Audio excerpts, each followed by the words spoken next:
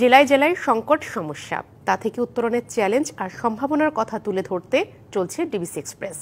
বিশেষ এই আয়োজনে মতামত থাকছে তৃণমূল থেকে শুরু করে নীতি নির্ধারকদের। ডিবিসি এক্সপ্রেস আজ সারাদিন আছে ঢাকা জেলায়।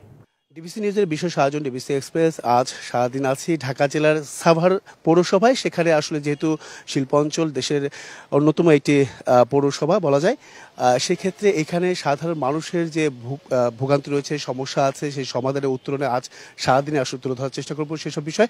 আমার সঙ্গে এই মুহূর্তে আসলে সাভারের যে পৌরবাসী প্রত্যেকে এসেছেন এই সমস্যা তুলে ধরার জন্য।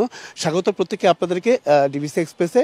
শুরুতে একটু আপনার কাছে যেতে চাই যে যেহেতু এটা একটি শিল্পাঞ্চল, তো শিল্পাঞ্চলে অনেক ধরনের আমরা দেখেছি রাস্তাঘাটের যে বেহাল দশা রয়েছে, যানজট রয়েছে, আরও বিভিন্ন ধরনের সমস্যা জর্জরিত মানুষ। আপনার কাছে কি মনে হয় কোনটা গুরুত্বপূর্ণ বলে মনে করছেন? ধন্যবাদ ডিবিসি নিউজকে। সাভার পৌরসভা একটি অপরিকল্পিত নগরী। এইখানে নাগরিক সুবিধা যতটুকু একটা বিশেষ শ্রেণী পৌরসভা হিসেবে নাগরিক সুবিধা যে পরিমাণ থাকার কথা তার 20 ভাগও নাই। এই সাভার পৌরসভার রাস্তাঘাটের পর্যাপ্ত রাস্তাঘাট নাই। আপনি 10 ফিট 12 ফিট রাস্তা আছে, সেখানে আপনি 10 তলা 8 তলা 5 তলা বাড়ি দিতেছেন, প্ল্যান দিতেছেন। এখন একটা বাড়িতে 10টা 15টা গাড়ি আসতেছে।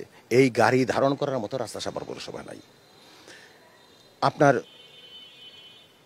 একটা আধুনিক পৌরসভায় একটা নাগরিক সুবিধার জন্য একটা পার্ক থাকার কথা, খেলাধুলার মাঠ থাকার কথা, পৌরসভার নিজস্ব কবরস্থান থাকার কথা, পৌরসভার নিজস্ব চিতা ব্যবস্থাপনা থাকার কথা, আরো অনেক সুযোগ সুবিধা আছে যেগুলো এই শহরের মানুষ পায় না। সানবিট সব দিবে সামাল। সানবিট ম্যাজিক প্রেস ডিশওয়াশিং এর মাথা ঘোরানো সলিউশন। আমরা একটা সময় দেখছি এখানে কাজ হয়েছে, কিন্তু পর্যাপ্ত কাজ হয় না এবং কাজের মান খুব নিম্ন শ্রেণীর ছিল, যা 1 মাস 2 মাসের ভিতরেই নষ্ট হয়ে যাচ্ছে। তো আমরা এই সাভার পৌরবাসী, আমরা সাভার পৌরসভাকে এমন অবস্থা দেখতে চাই, এখানে ঢাকার পরবর্তীতে সাভারের অবস্থান, এখানে সব কিছু পরিকল্পনা মাফিক হোক। আগামীতে এই সাভার পৌরসভার উন্নয়নমূলক যেসব কাজগুলো করা দরকার তা যেন সরকার নিশ্চিত করে। আমি আমার জায়গা থেকে আমি আপনাকে বলতে পারি, আমরা সাভার পৌরসভা নিয়ে একটা স্বপ্ন দেখি, একটা আধুনিক পৌরসভা, উন্নয়নশীল পৌরসভা, মানবিক পৌরসভা, সন্ত্রাসমুক্ত পৌরসভা এবং শিক্ষানগরী হিসাবে আমরা সাভারকে দেখতে চাই। পরবর্তীতে আপনার কাছে আবার ফিরে আসবো। একটু জানতে চাই যে আর কি কি সমস্যা রয়েছে, ছোট করে যদি একটু বলতেন আপনারা। বিশেষ করে সাভারের পৌরসভার যে সমস্যা, যানজটের একটা বিশাল সমস্যা।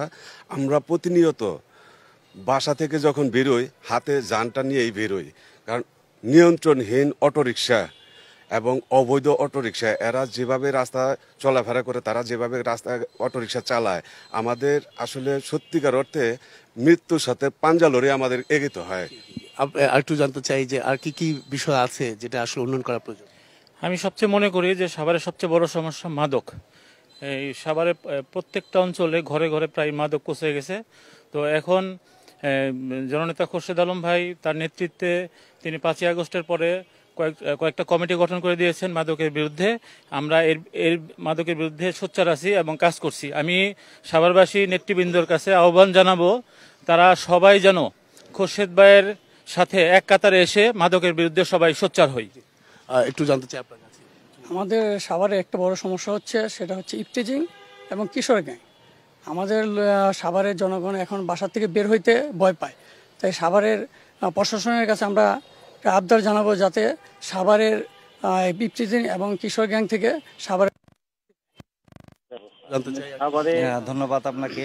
সাভারে অপরিকল্পিত ড্রেনেজ ব্যবস্থা, যেমন সাভারে যেখান দিয়ে ভিভিএ পেরে চলাফেরা করে সেখানে হচ্ছে ময়লার গাডার, এবং ব্যাংক কলোনি সাভারের প্রাণকেন্দ্র বলা হয়। ওরা অল্প বৃষ্টি হলে হাঁটু পানি হয়ে যায়, এবং কোমলমতি শিশুরা যারা স্কুল কলেজে যাতায়াত করে প্রতিনিয়ত এই দুর্ঘটনার শিকার হচ্ছে।